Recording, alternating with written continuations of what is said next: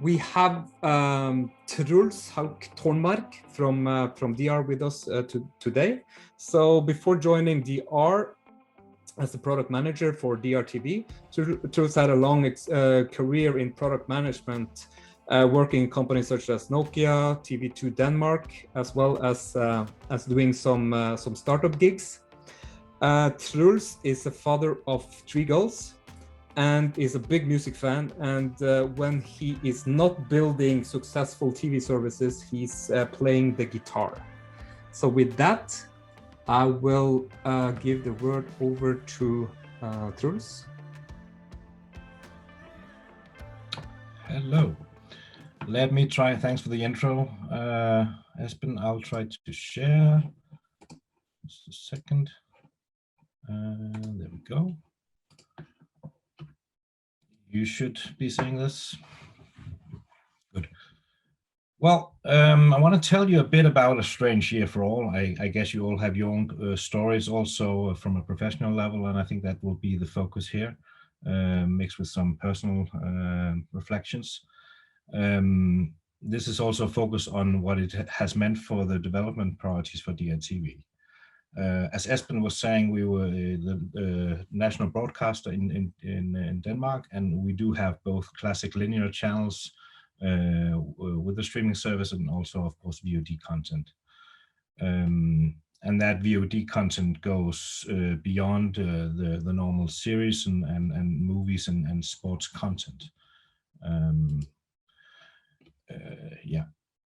And for 2020, this has been really being home for so many days and evenings, basically wondering what's happening in the world and fearing basically for the new disease and in general just waiting quite a lot, getting to see friends and family and going to restaurants. That has basically lifted the streaming services to the only window to the world. Myself, I've been watching travel shows because I love to travel, also cooking shows and a bit of sci-fi to escape the reality. And also a big part of 2020 was this need to be live. We see content producers on YouTube and Twitch, musicians actually needed to be in contact with their fans and audience, while a chat was running at the bottom of the screen. We see in general that we're going into 2020 with a record high coverage and evaluation. In late 2019, we relaunched DRTV as a full-blown streaming service, going from catch-up to actually being a streaming service in its own right. And you can see that in the numbers here from the Wilkie research that we had this is a survey that's asking what kind of streaming services do you have and use, and we are hitting the top spot. Of course, we are free. We are we do not have any logins, so this is perhaps natural that there's no barriers to join and use our services. But in December 2020, we actually surpassed this coverage number of weekly coverage number of Netflix, and continuing into 2021, we're actually seeing really good numbers. Of course, COVID has an effect, but we'll see how this goes into 2021. Of course, we saw record high viewer numbers to news conferences because when the Prime Minister locked down the country in 2020, from a DRTV perspective, we refocused, or at least focused really much in on the stability and being able to hit the peaks when the Prime Minister and other government bodies were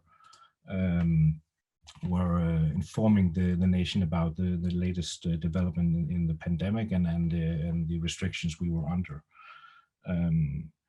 This again stressed the focus we already had on live, and actually we had a theme. We have a theme we call Superior Live.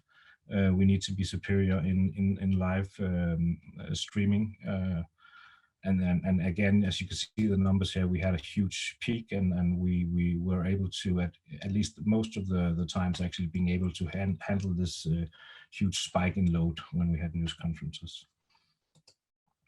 We also saw a lot of new formats and style, because as the TV production also needed to change, because we had to keep the social distancing also in production. We couldn't have large crowds. We couldn't actually have a large studio audience. That meant that this view you see is actually a concert where we kept the social distancing in the programming. And we also saw, we also saw a need to deliver during the day some homeschooling opportunities for the kids we had to have at home.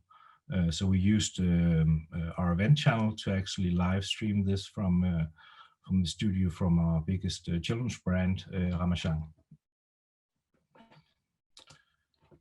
And then in the late 2019, we had the focus of the big sports summer that was coming to Europe and especially Denmark, because we had Euro 2020 on Danish turf. We also had the rights. We also have the shared rights for the Olympics, and that meant that lots of live and were preparing for delivering that experience, and we wanted to be able to give the Danes that were planning on travel abroad into the EU the ability to watch the Danish games from Spain and wherever you were in Europe.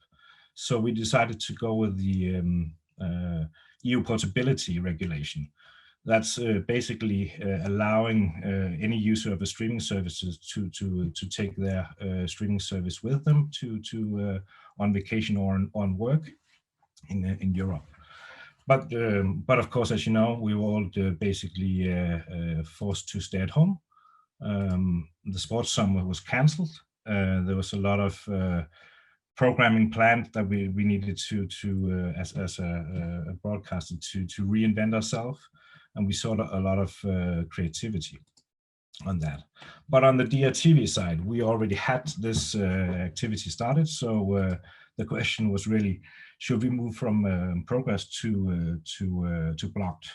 But this involved pretty every team on DRTV, so we decided to continue this and basically keep it sort of a silent launch, because going out and saying, hey, you can take DRTV with you on your travels was basically a very bad idea when we were under lockdown. But we also decided that this was too risky to basically stop. Also because during lockdown, everybody was at home, so just starting a new project and was simply too high a cost, both on the development side, but also on the team to start a new thing. So a brief view into this. We decided, as we cannot use credit card information, a lot of the commercial services can use credit card information to validate that you live in the country where you have purchased this the service.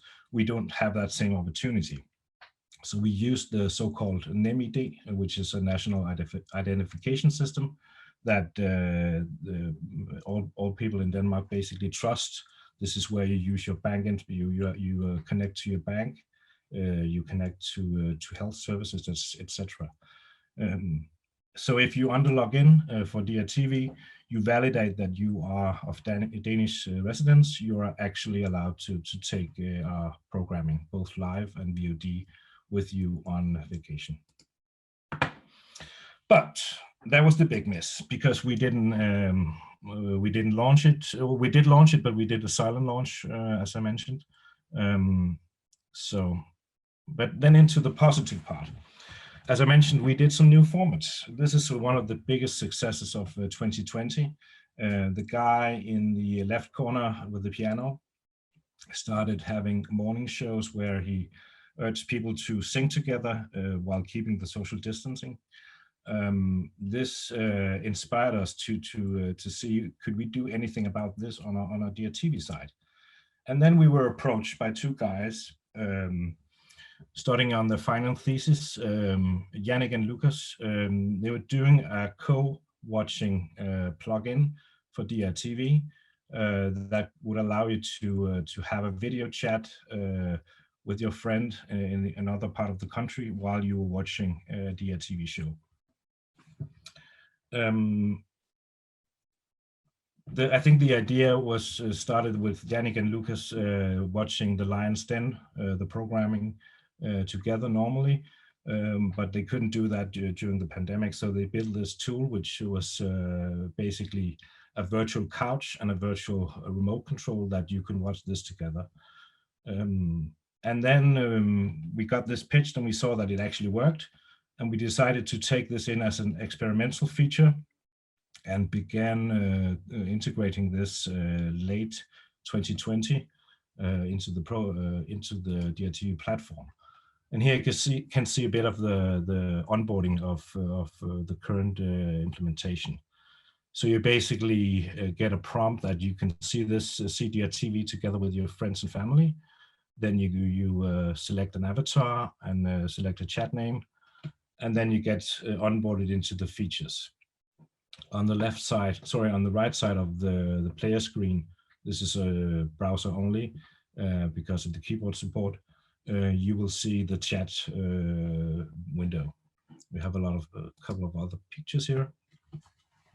This is one of the successes we have seen for Watch Together, is that Alone in the Wild, where there could be a lot of gossip about who's winning, who's whining in the wild, could happen in the Watch Together feature.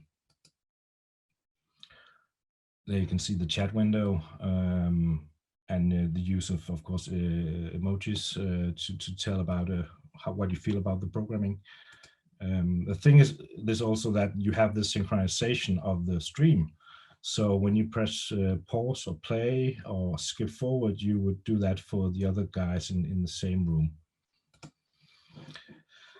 And this is sort of Yannick and Lucas decided to actually make a company of this. So in the beginning it was called Video Friends or Videovenner in Danish, and then now the company is called Fringe. And we are still looking into some of the advanced features of this. We did a collab experimental feature on DRTV and see how people are accepting this. What we are seeing is actually that we're seeing a lot of young people using this feature, using the chat functionality, watching some of the Ultra programming. Ultra is the youth brand of DRTV. But also these major events, live events that people come together to discuss. That was it from me. If you want to connect, this is me on LinkedIn and also on Twitter. And if you have any question, please put it in the Q&A. Thanks a lot, Troels. Very interesting to hear, and very cool to see that public broadcasters like you can come up with such an innovative and cool feature in a short time. Have a few questions here. So first, it's regarding the portability requirements. Is that an actual requirement for you as a public broadcaster, or did you do it because of providing good service to your customer? Yeah, I think we had it on the radar for quite some time before we decided to go forward. I think we're not obliged to do this. I think it's when the pay services you need to answer to the EU regulation as far as I understand it. But for us, it was a part of that. We see a lot of Danes spending a lot of time abroad, and especially in this case where we had Danish football on home turf. We really wanted it to be something that you can take with you to Marbella or wherever you want to spend your holiday. Okay, thank you. We can have one question more. Have a question here. How did you handle the linear peaks of streams with high quality in Denmark? And with the corresponding cost of that, did you implement any solution like multicast or broadcast for the news and educational programs? I'm afraid that's a bit out of my my knowledge. That you should have talked to the head of streaming development instead of me. But I know that we did discuss with our supplier on these instances and how we should handle that both in the instance but also in the future. Okay, and just a last question here. Do you forecast the co-watching video platform will still gain momentum when we go back to normality again? It's always dangerous to forecast, but I think as part of this, every streaming services or every digital services will have an ambition to reach a younger audience. And I think some of the stuff we've seen with Twitch and YouTube and the live use is definitely something that we need to consider with the co-watching, because it's, if not hygiene, but that is basically part of the experience of watching a YouTube or Twitch stream, that you can contribute directly to the programming, but also just have this discussion with your friends. So definitely something we are looking, and I think also as an experimental feature, this was also put in to actually discover, does it work for DRTV? Okay, thank you so much, Troels, for this. There's still a few questions there, so if you can jump into the Q&A and answer, that's great. We will move on now to the last session on the program.